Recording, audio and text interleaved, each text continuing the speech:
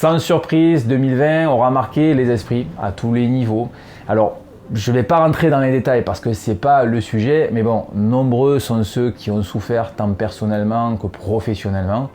Ici, Passion Trail, c'est un espace où on parle trail et je sais que la plupart des courses annulées en ont déçu, voire démotivé, plus d'un. Mais bref, on va essayer de laisser tout ça derrière. On va être optimiste pour 2021 en espérant que l'on puisse cette fois-ci aller au bout de tous les projets, quels qu'ils soient.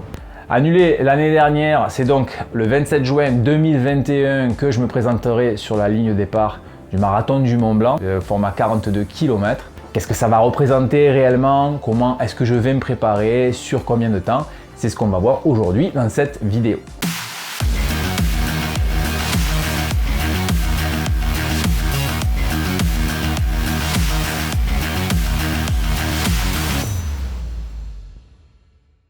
Le marathon du Mont Blanc, il existe en plusieurs formats et les principaux sont le 90 et le 42 km.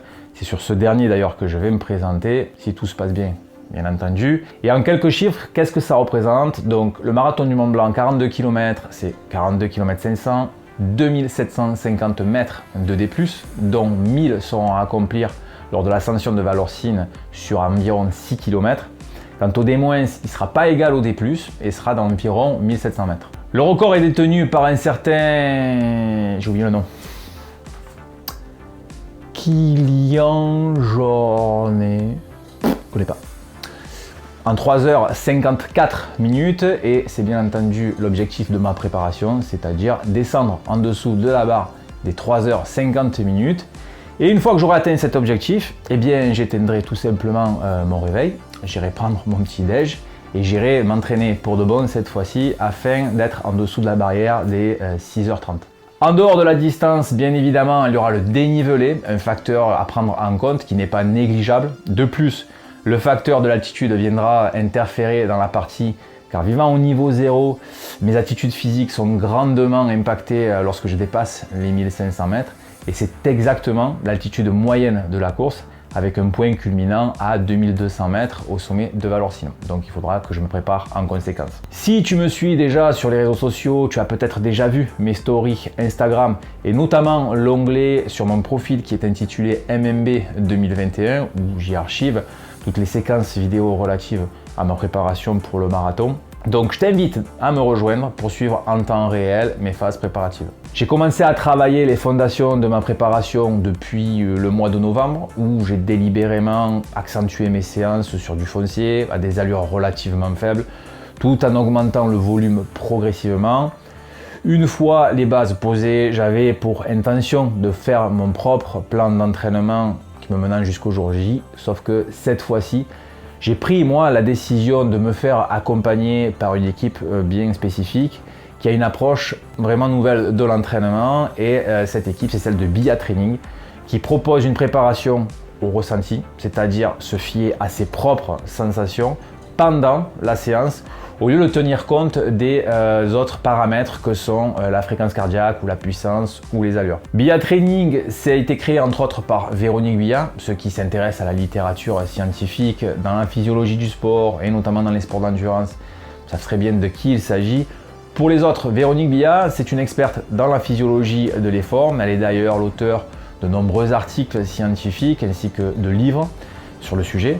Bref, si tu ne connais pas Véronique Bia, moi je t'invite vivement à jeter un coup d'œil sur ses travaux parce qu'ils sont super intéressants et enrichissants. Bon, quel est l'intérêt de tout cela? Eh bien, ce qui m'a séduit moi dans cette approche, c'est le fait que pour mener à bien cette préparation, il faudra absolument que j'apprenne, ou plutôt que je réapprenne à me recentrer sur moi-même et à gérer tout le spectre de l'intensité de l'effort avec pour seul et unique outil mon propre ressenti. Le principe se résume tout simplement à catégoriser l'effort en 3 niveaux, c'est-à-dire facile, moyen et dur.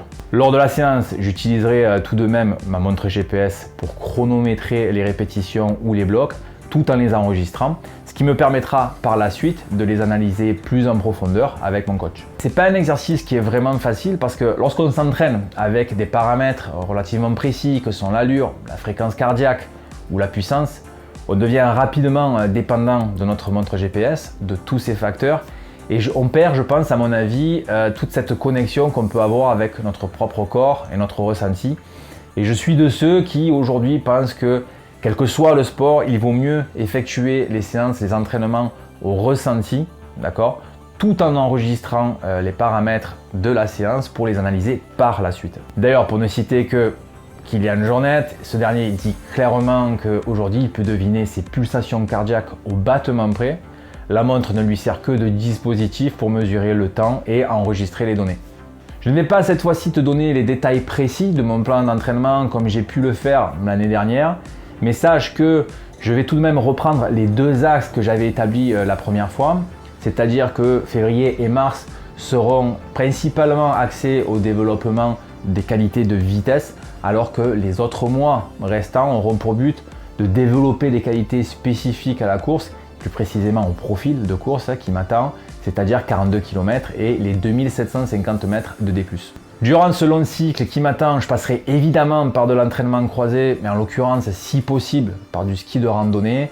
Je me rendrai aussi sur place à Chamonix un bon mois avant la date échéance pour faire une reconnaissance du parcours. Et bien entendu, tu sais très bien qu'en parallèle, il y aura du renforcement musculaire. C'est un aspect qui est vraiment important pour moi et je tâcherai vraiment de m'en servir comme un atout supplémentaire pour pouvoir atteindre mes objectifs.